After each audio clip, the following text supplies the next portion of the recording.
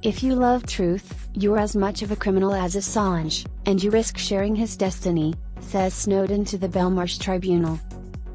Julian Assange, the founder of WikiLeaks, is a political prisoner, and the extradition process against him is a crime against media, according to a group of academics, politicians, journalists, and campaigners who met before of his extradition hearing.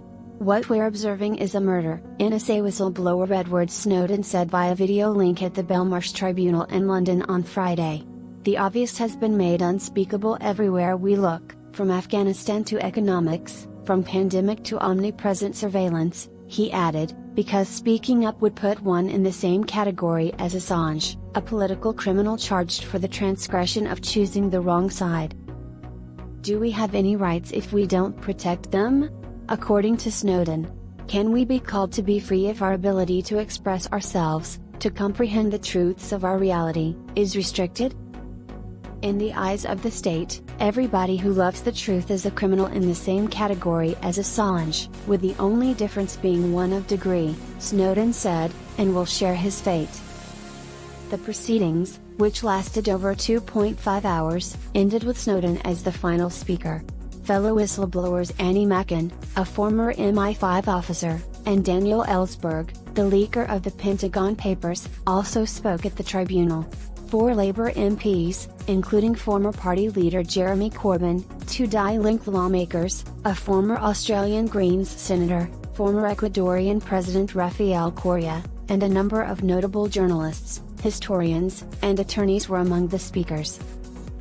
According to Mackin, Assange is being persecuted for being a publisher, for being a journalist, citing the absolutely disgusting fact that he is being denied First Amendment rights by the US while Christopher Steele, the author of the phony dirty dossier accusing former President Donald Trump of ties to Russia, is being granted the same rights. If Assange is extradited, every journalist in the world will be a target, according to Ellsberg, who watched the proceedings from afar. He was the first American convicted on the accusations now leveled against WikiLeaks editor Julian Assange, but he was released owing to the government's illegal acts and abuses during the investigation, which ended up being blatantly worse in Assange's case, he claimed.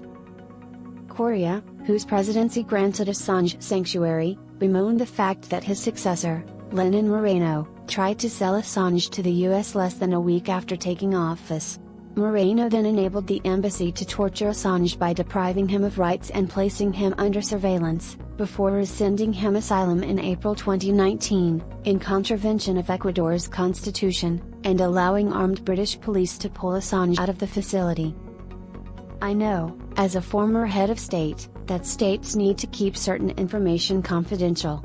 But war crimes, crimes against humanity, cannot be kept confidential. And those who unveil these crimes cannot be persecuted, even more so, persecuted by the criminals," Correa said. "This is just a naked political persecution," said Stella Morris, the mother of Assange's children, calling it emblematic of the efforts to dismantle the international rules-based order and human rights on which it was ostensibly centered.